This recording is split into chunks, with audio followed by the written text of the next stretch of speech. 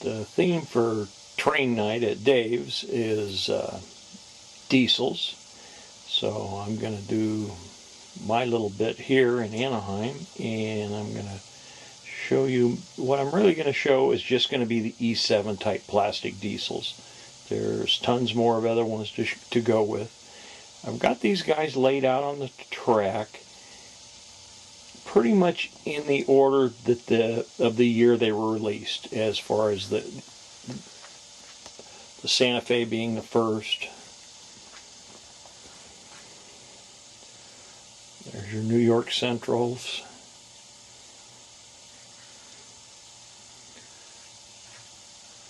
Western Pacifics. Some more Western Pacifics.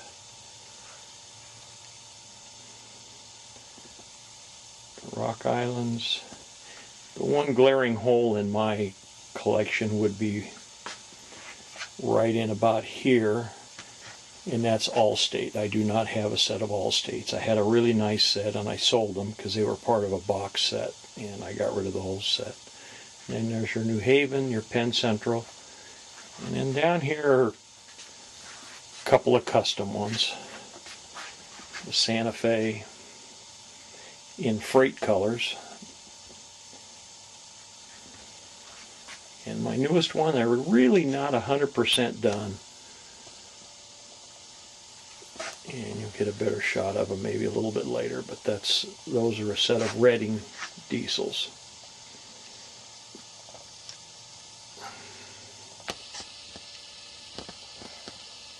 Santa Fe's were introduced in 1952. And they continued in production actually until right to the end of Marx in 1974. There were some changes through the years, and the first one I'm going to try and point out to you is, if you look at the pilot, the length of the pilot, this pilot is longer. We call it the long pilot, and it was made 1 year only, 1952. It was made the first year. And part of the problem, I think, was in order for it to couple to anything, it had to have this really big dog leg in the front connector coupler, and somewhat trouble prone, and along with the pilots breaking easily. So they went to this style here. Now the car, this one here that you're looking at, if you notice this one here, there's no yellow band on it. And that's also unusual. It was made 1 year only, like that, in 1958. And it would have been in part of a set that had the engine combination you see here, which is an ABA. The thing that's kind of funny about it is when you get up to the power unit, you notice the power unit has the stripe. And the first one we just looked at back here of this is the dummy, and there was no stripe. Another thing I want to point out is, if you'll notice this hole here, your early locomotives of any road name didn't have the hole.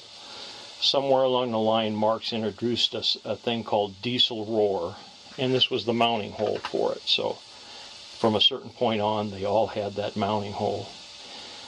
Now, it's not going to show up real clear in the video. I wish it would, but this one here is gray. This is silver. And I don't know what year the transition was made, but your later ones went to a gray plastic instead of the silver plastic in the Santa Fe's. The earlier one, the 1952 version like this, has almost a goldish hue to it.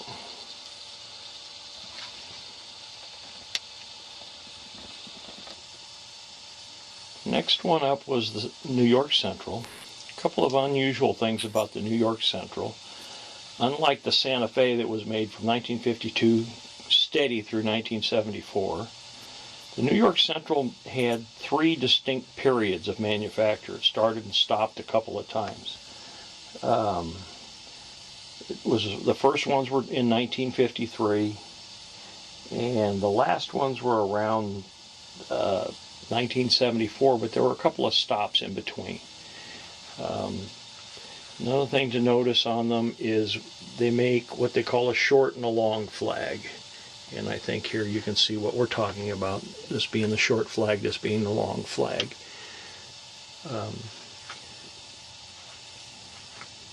This one here, you notice there's a B unit. Now, they never made a B unit. That's a custom piece that I made. Also, you'll notice there's no hole here for the Deisel roar, which tells you that it was probably a much earlier piece. The books on these seem to make it look like short and long flags were made simultaneously. But I really don't believe that. I believe that the long flag was a late production. One, if you notice this one, short flag, excuse me. The short flag has the hole. And all of the short flags that I've ever seen, including both of these, have the much later model double reverse motors with the nylon gears. This one has been converted, this particular one has been converted to a double reduction motor, but it originally came with the early type motor. Again, leads me to believe that the long flags were early production and the short flags were late production.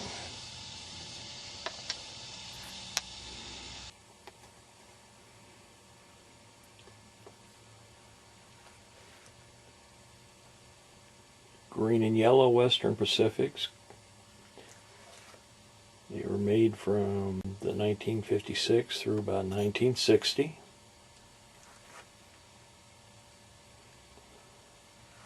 And the gray and yellow ones came out a little bit later. Went from 57 to 58. Only ran for a couple of years. Much more desirable. I've often wondered, though, why instead of a yellow stripe they didn't have an orange stripe. And then they could have easily passed for a California Zephyr.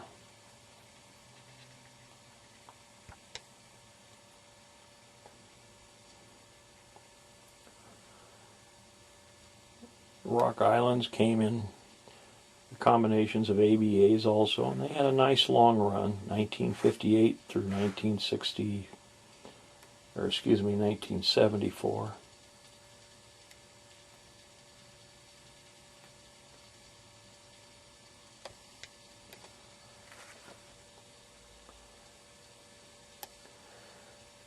Union Pacifics were made in, looked like they were only made in 1 year, 1960. Came in A and a B, and I don't believe they came in an unpowered A unit.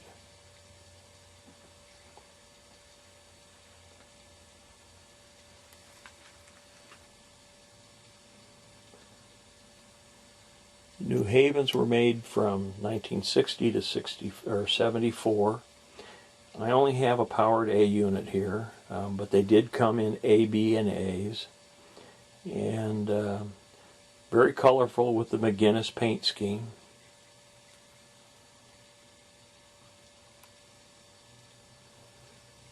The last new road name that they came out with was the Penn Central.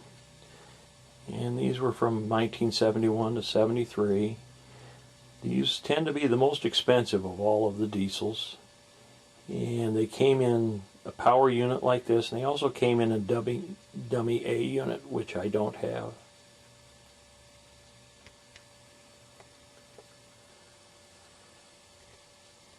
Again, this was a custom unit. It's a Santa Fe ABA. It's done in freight colors instead of the war bonnet passenger colors. And just for those concerned about me painting and doing things to old trains, usually when I take on a project like this and the Reading one, this is usually what I start with. Something like that. So nothing nice has been sacrificed. I'm basically taking some old busted up stuff and putting it back into service.